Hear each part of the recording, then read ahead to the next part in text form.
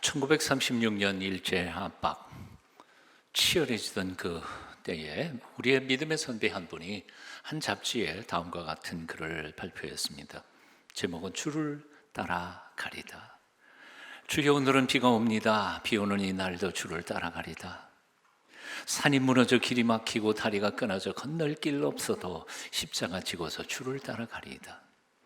주여, 오늘은 바람이 붑니다. 바람 부는 이 날도 주를 따라 가리다. 물결은 노하여 하늘을 찌르고 가없는 바다에 파선을 하여도 십자가 지고서 주를 따라 가리다. 주여, 오늘은 눈이 옵니다. 눈 오는 이 날도 주를 따라 가리다. 갈 길은 말리어 또 아득하고 눈보라 몰아쳐 앞길을 막아도 십자가 지고서 주를 따라 가리다. 주여, 오늘은 죽음이 옵니다. 죽음이 오는 날도 주를 따라 가리다. 앞에는 칼이 가로막히고 뒤에는 총이 위협하여도 십자가 지고서 주를 따라 가리다. 미신과 참된 신앙의 차이가 무엇이라고 생각하십니까? 미신은 내 욕심을 채울 수만 있다면 내가 빌고 있는 대상이 누구든지 상관없고 내가 하는 일이 무엇이든지 상관없습니다. 내 욕심만 차리면 되는 겁니다. 성황당에서 비록 효험이 있다면 성황당 찾고, 무당 찾아 굿하는 것이 효험이 있다면 무당을 찾아서 굿을 합니다. 정화수 떠놓고 빌게 되면 또 정화수 떠놓고 빕니다.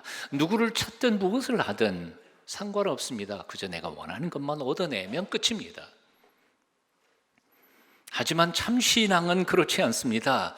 내가 원하는 것이 문제가 아니라 내가 빌고 있는 그 대상이, 내가 기도하고 있는 그분이 참 하나님인지 아닌지, 살아계신지 죽은 우상인지, 그것이 굉장히 중요합니다. 내가 빌고 있는 그분, 내 기도를 들으시는 그분이 참 하나님이시라면 더 이상 나의 소원, 나의 욕망, 나의 꿈은 별로 중요한 것이 아닙니다. 그 다음에 중요한 것은 바로 나를 향하신 하나님의 뜻과 섭리일 뿐입니다. 참 진리, 참 하나님을 만날 수만 있다면, 그분의 인도하심과 은혜를 경험할 수만 있다면 찰나적으로 있다가 없고 없다가도 있는 그런 것들은 얻어도 괜찮고 잃어버려도 상관없는 것이 참 신앙입니다. 오늘 이 아침 우리 자신에게 각자에게 물어봤으면 좋겠습니다. 나는 어떤 신앙을 가지고 지금 신앙생활하고 있는가 하는 겁니다. 미신적 신앙생활하고 있는 건 아닙니까? 정말 하나님의 그 은총을 구하고 있습니까? 하루는 예수님께서 제자들에게 물으셨습니다. 사람들이 나를 누구라고 하느냐? 제자들이 대답했습니다. 세례 요한 혹은 엘리야, 선지자 중에 한 사람이라고 말합니다. 예수님이 다시 물으셨습니다. 그렇다면 너희는 나를 누구라고 생각하느냐? 베드로가 대답했습니다. 주님은 그리스도이십니다. 그 말씀을 들으신 주님께서는 장차 영광 받으실 그리스도, 찬란한 메시아의 모습과는 정반대의 말씀을 이야기하십니다. 이제 내가 많은 고난을 받게 될 거다. 장로들과 대제사장들과 서기관들에게 버림을 받을 것이다. 그리고는 마침내 죽을 것이다. 그리고 사흘 후에 살아날 것이다. 그 얘기를 듣자마자 베드로가 놀라서 예수님을 붙잡고 항변했다고 오늘 본문은 말씀합니다. 붙잡고란 말은 예수님의 옷자락을 붙잡고, 멱살은 못 잡았겠죠. 하여튼 예수님의 옷자락을 붙잡고 항변했습니다. 대항해서 소리쳤단 말이죠. 영어 NIV 번역에 보면 began to rebuke him 그렇게 되어 있어요. rebuke라고 하는 말이 나와요. 힐책했다, 꾸짖었다, 그런 뜻입니다. 베드로는 자기가 원하는 길이 아니에요. 원하던 메시아와 원하던 그리스도의 모습이 아니에요. 그러니까 그러면 안 됩니다. 어떻게 그럴 수가 있습니까? 그리고 자기 의견과 다른 말씀을 하시는 스승을 꾸짖은 겁니다. 그때 주님께서 오히려 꾸짖으십니다. 33절, 사탄아 내 뒤로 물러가라. 네가 하나님의 일을 생각하지 않고 도리어 사람의 일을 생각하는도다. 꾸짖으신 다음에 참된 제자의 길이 어떤 길인지를 34절부터 이렇게 말씀하십니다. 여러분 34절부터 38절까지 함께 같이 읽어보시겠습니다. 함께 읽습니다. 시작. 무리와 제자들을 불러 이르시되 누구든지 나를 따라오려거든 자기를 부인하고 자기 십자가를 지고 나를 따를 것이니라. 누구든지 자기 목숨을 구원하고자 하면 잃을 것이요 누구든지 나와 복음을 위하여 자기 목숨을 잃으면 구원하리라. 사람이 만약 온 천하를 얻고도 자기 목숨을 잃으면 무엇이 유익하리요? 사람이 무엇을 주고 자기 목숨과 바꾸겠느냐? 누구든지 이 음란하고 죄 많은 세대에서 나와 내 말을 부끄러워하면 인자도 아버지의 영광으로 거룩한 천사들과 함께 올 때에 그 사람을 부끄러워하니라. 예수님의 제자가 되기를 원하는 사람이 갖추어야 가장 기본적인 자격 두 가지가 있다는 겁니다. 첫째, 자기를 부인해야 한다. 둘째, 자기 십자가를 지고 나를 따라와야 한다. 자기 부인, self-denial. 자기 부인이란 뭡니까? 한마디로 자기 욕망을 죽이는 겁니다. 자기 욕심을 버리는 겁니다. 자기 마음을 비우고 자화자찬, 자기 방종, 자기 만족, 자기의 꿈, 비전을 다 버리는 겁니다. 자기 자신의 정직한 모습, 얼마나 내가 부패하고 욕심이 많고 이기적인지, 자기 중심적인지를 매 순간 성찰하고 자각하면서 오직 하나님의 선하심과 그 은혜만을 갈망하는 것이 자기 부인입니다. 월터 챈틀러라고 하는 사람은 자기 부인은 믿음의 첫 단계이자 마지막 단계라 설명했습니다. 우리가 예수님을 믿는 첫 번째 순간에 회심이라든지 중생이라든지 이 첫 걸음에서 자기를 부인하지 않은 사람은 예수님을 믿을 수 없다는 거예요. 오직 당신만이 나의 구원이시고 주인이시고 당신만이 나의 힘이시고 소망입니다 라는 것이 고백이 되지 않는 사람은 크리스찬의 삶을 첫걸음도 내디지 못한다는 겁니다. 이 첫걸음만이 아니고 한평생 살아가면서 성화되고 거룩해져가는 단계, 마지막 주님 나라에 들어갈 때까지 매 순간 자기를 부인하지 않는 사람은 예수 그리스도의 제자도 그리고 거룩해져 갈 수도 없다는 겁니다. 그러니까 한마디로 말해서 크리스찬의 삶이란 자기 부인의 삶이라는 거죠. 이런 점에서 고린도 후서 5장 15절에서 사도 바울은 이렇게 말했습니다. 저가 모든 사람을 대신하여 죽으신 이유는 산자들로 하여금 다시는 저희 자신을 위하여 살지 않고 오히려 저희를 대신하여 죽었다가 다시 사신 자를 위하여 살게 하려 함이라. 헨리 나우엔이라고 하는 사람이 본래는 신부님이시지만 개신교 목사님들과 또 캐톨릭의 신부님들에게 엄청난 영적 영향력을 미치는 책들을 많이 쓰셨습니다. 그 중에 아주 짧은 포켓북으로 몇 페이지 안 되는 마음의 길이라는 책을 썼습니다. 어쩌면 저의 목회를 확 뒤집어 놓은 책이 바로 이 책이었을 것입니다. 3장밖에 안 됩니다. 그런 첫 번째 작이 고독 훈련입니다. Solitude라고 하는 것인데요. 이 고독 훈련 속에서 헨리 나우엔은 자기 부인에 대하여 고독 훈련의 가장 중요한 목적이라 설명합니다. 조금 설명을 드리고 싶습니다. 이 마음의 길은 중세 때에 세속화되고 타락하고 부패한 교회들을 탈출해서 살아계신 하나님을 만나고 참 신앙을 배우겠다고 사막을 찾아 나선 사막의 교부들에 대한 이야기입니다.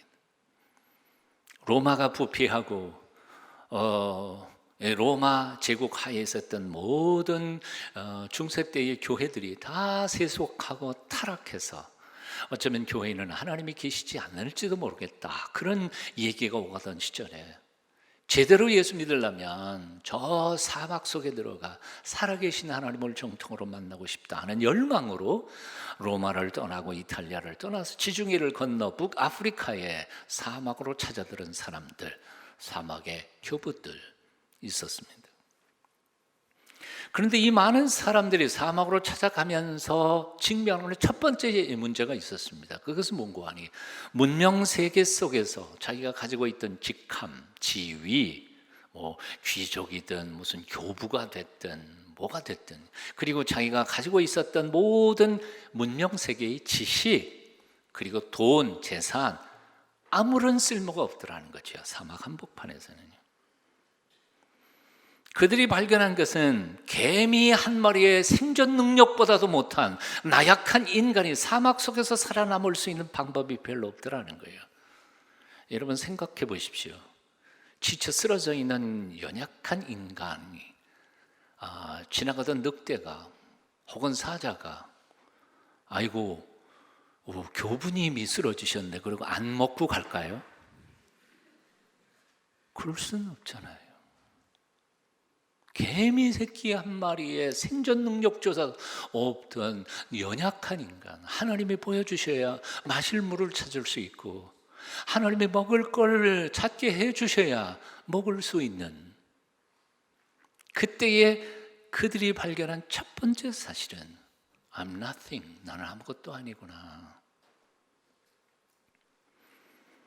그동안 문명사회 속에서 자기를 포장하고 씌우고 장식했던 모든 이름과 지식과 이런 것들이 다 아무런 힘을 발휘하지 못하는 순간 살아계신 하나님 앞에 무력한 모습으로, 나약한 모습으로 드러나지는 참된 자기 자신을 발견하는 순간, 거짓 자아가 무너져 버린 순간, 이것을 자기 부인이라고 표현한 것입니다.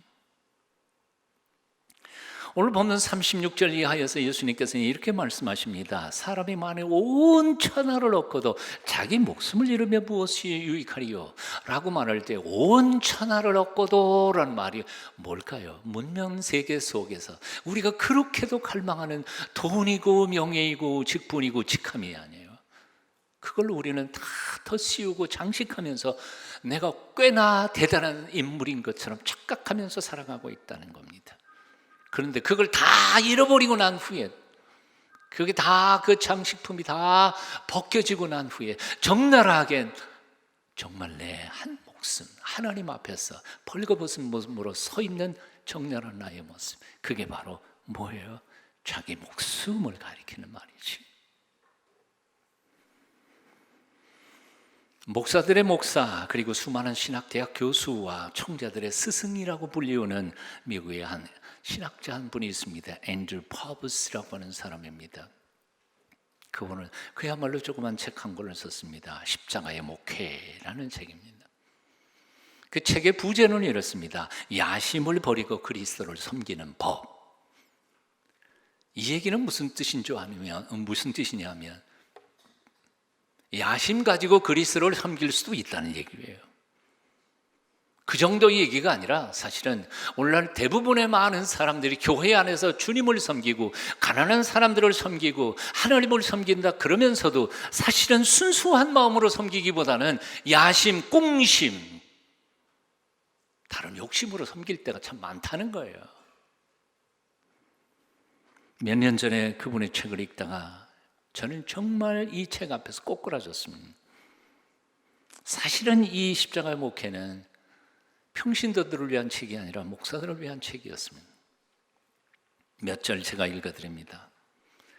우리 힘으로는 병든 사람을 고칠 수 없고 죽은 사람을 살려낼 수 없고 귀신을 쫓아낼 수 없고 타락한 사람을 선도할 수 없고 알코올 중독자에게 술을 끊게 할 수 없고 아내를 때리는 남자의 고약한 손버릇을 고칠 수 없고 불안감이나 갈등을 잠재울 수 없고 난폭한 사람을 통제할 수 없고 모든 왜라고 하는 질문에 대하여 대답할 수 없고 10대 청소년들에게 매주 예의를 가르치며 감동적인 설교를 할 수 없고 교회를 성장시키고 모든 교인들을 만족시키는 일은 더더욱 할 수 없음을 조만간 깨우치게 된다. 무슨 얘기인지요? 그래요. 신학교를 딱 졸업하는 순간 안수 받는 목사는, 천연병 안수 받은 목사는 세상에 자기가 다 할 수 있을 것처럼 착각해요. 그런데 5년 지나고 6년 지나고 조금 연륜이 붙으면 아하, 난 아무것도 할 수 없는 존재라는 사실을 깨닫게. 의과대학을 졸업한 의사 선생님이 와, 나는 모든 병을 고칠 수 있을 것처럼 교만하게 의대를 나오지만 과연 그럴까요? 할 수 없는 게 너무 많아요. 그런데 바로 여기가 출발점이라는 거예요. 그 다음을 또 읽어드립니다. 나는 할 수 없어. 철저히 자기 자신에 대하여 절망하는 사람만이 하나님을 의지하게 된다. 그렇게 하나님을 의지하는 사람만이 하나님의 능력으로 연약한 이들을 섬길 수 있게 되는 것이다. 좌우의 날선 어떤 검보다도 예리하여 영과 혼과 골수 우리 속에 숨겨져 있는 욕망과 꽁심을 찔러 쪼개시는 하나님의 말씀이 우리를 그렇게 온전히 찔러 쪼개고 죽이실 때 비로소 그들은 죽고 하나님의 교회는 바로 서며 하나님께서 친히 일하게 되시는 것이다. 아멘 좀 하세요. 나는 이 말씀 앞에 너무너무 그렇습니다. 이 말의 뜻이 뭔 줄 아세요? 죽어야 된다는 얘기예요. 죽지 않고는 나의 교만과 자만심과 그리고 나의 궁심이 죽지 않고, 그것도 흉내내는 게 아니라 완전하게 죽어버리지 않고는 하나님이 일하실 수 없다는 거예요. 스스로 자신을 하나님 앞에 내던져 온전히 죽기 전까지는 하나님은 우리를 통하여 아무 일도 할 수 없다는 것. 교만이 죽고 자존심이 죽고 나 혼자서도 얼마든지 할 수 있다는 착각과 헛된 야망이 죽지 않고는 하나님의 진정한 역사와 그 능력은 나타나지 않는다는 겁니다. 그래서 사도 바울은 뭐라고 고백했습니까? 나는 날마다 죽노라. 나는 날마다 죽노라. 사랑을 여러분, 날마다 순간마다 아집과 공심과 교만과 야망과 교만을 죽였어. 주님 안에서 그 능력으로 다시 살아나 독수리같이 날아오르는 하나님의 거룩한 능력 있는 백성들 다 되시기를 축원합니다. 죽어야 돼요.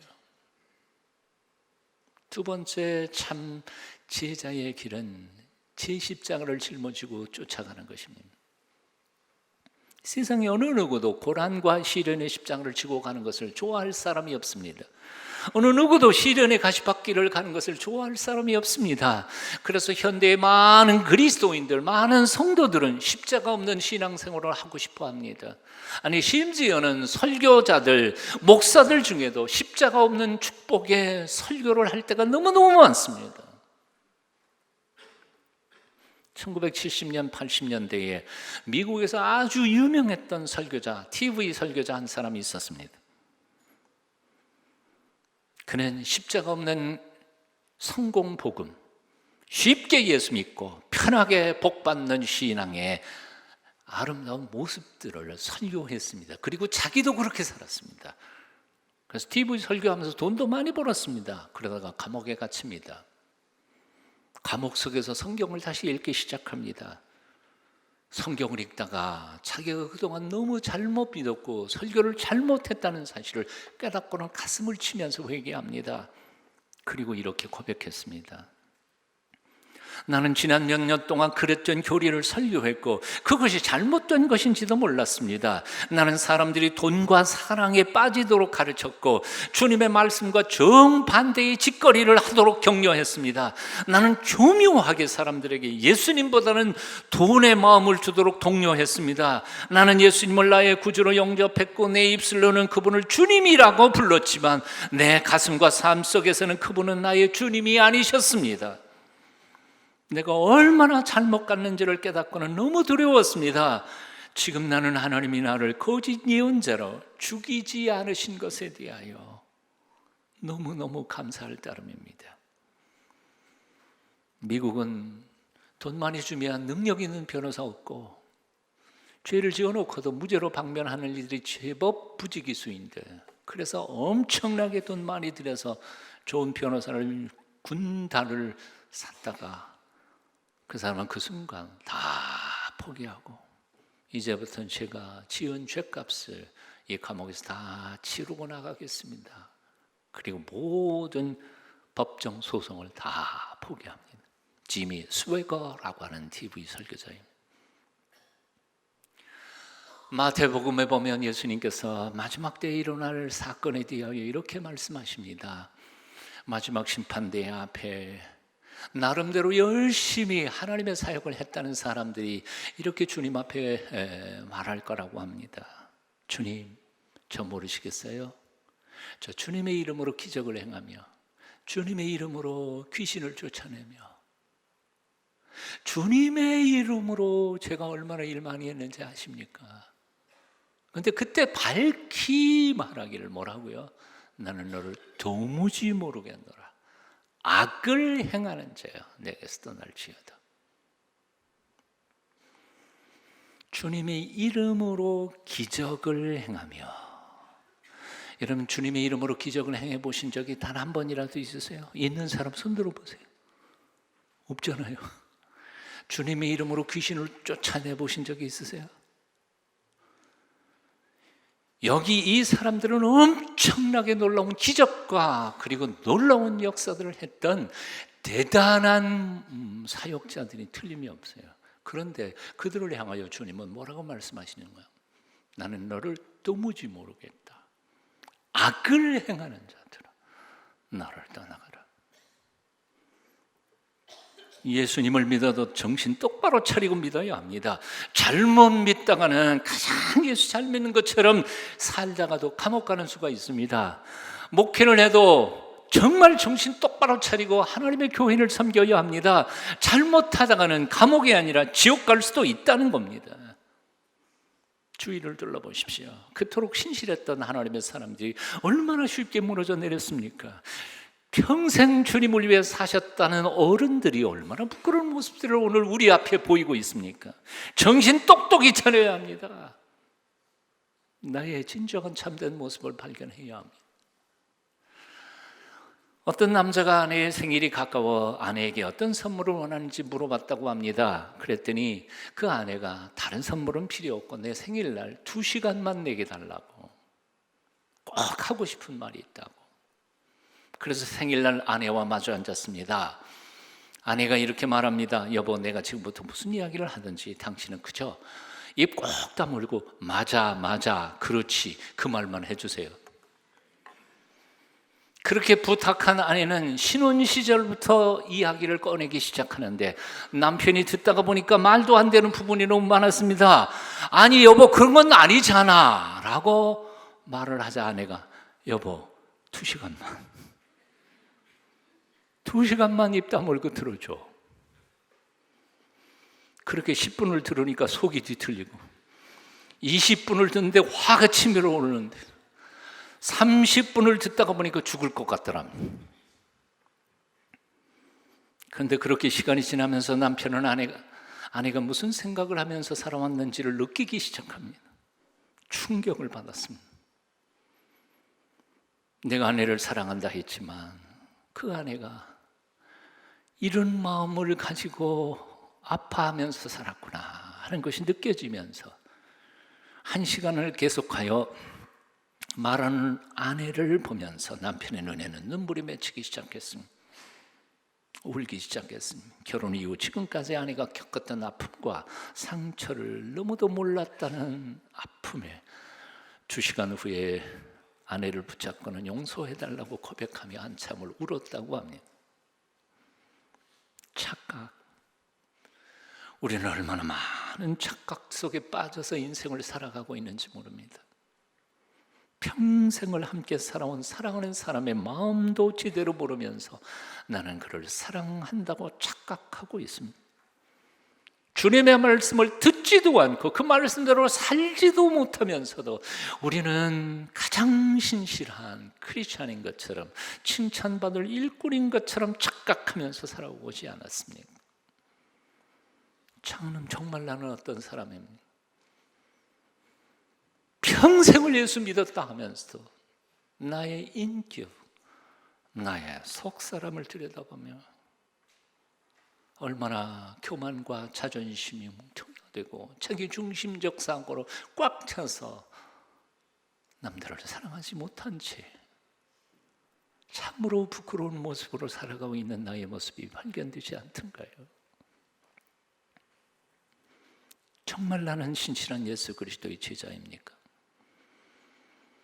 얼마나 나는 나를 부인하고 내게 주어진 십자가를 짊어지고 제자의 길을 걷고 있습니까? 골고다의 길을 걸어가시던 주님께서 자신을 보며 울고 있는 여인들을 향하여 말씀하셨습니다. 예루살렘의 딸들아, 나를 위하여 울지 말고 너희와 너희 자녀들을 위하여 울라. 누구를 위하여 울어야 합니까? 나의 모습을 돌아보며 나의 속사람을 성찰하며 나 때문에 울어야 합니다. 내 자녀들을 위하여 울어야 합니다. 월터 챈들이라고 하는 사람이 쓴 부러진 십자가에 보면 이런 구절이 나옵니다. 크리스찬이라면 누구나 십자가가 복음의 핵심이라고 말하지만 오늘의 크리스찬들은 십자가 목걸이는 걸고 다닐지언정 그의 가슴에는 십자가가 없거나 그나마 품고 있는 십자가마저 부러져 있다. 같이 한번 뜻을 생각하면서 읽어보실까요? 크리스찬이라면 누구나 십자가가 복음의 핵심이라 말하지만 오늘의 크리스찬들은 십자가 목걸이는 걸고 다닐지언정 그의 가슴에는 십자가가 없거나 그나마 품고 있는 십자가마저 부러져 있다. 히말라야 고산족 사이에는 양을 매매할 때 이런 전통이 있다고 합니다. 가파른 산비탈에 양을 풀어놓고는 힘들지만 그 산비탈을 기어 오르면서 풀을 뜯는 양은 아무리 약하고 마른 양이라 할지라도 고가로 먹여주고 내려가는 게 편해서 내려가면서 풀 뜯어먹는 양은 아무리 뚱뚱하고 뚱뚱하다는 말이 좀 이상하네요. 토실토실하고 건강한 것처럼 보여도 값이 떨어진다는 겁니다. 이유는 간단한 거예요.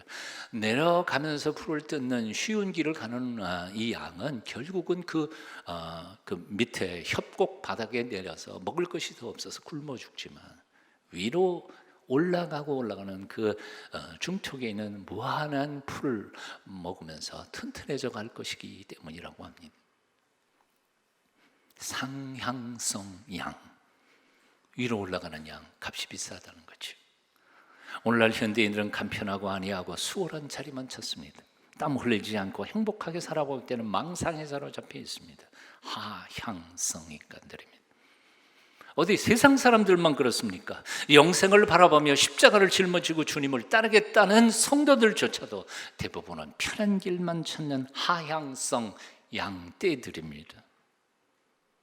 비탈길은 올라가는 게 힘듭니다. 하지만 올라가는 길만이 사는 길입니다. 힘들어도 올라가십시다. 주님 말씀하셨습니다. 누구든지 나를 따르려거든 자기를 부인하고 제 십자가를 지고 나를 따를 것이니라. 기도하겠습니다. 내 주를 가까이 하게 하면 십자가 짐 같은 고생이나 그렇습니다. 주님 가까이 하는 것 십자가 짐 같은 고생입니다. 하지만 내 평생 소원을 찬송하면서 주님께 더 가까이 주님 따라가기를 원합니다. 주님 우리를 붙잡아 주시고 우리를 인도하여 주시옵소서. 예수님 이름으로 기도합니다. 아멘.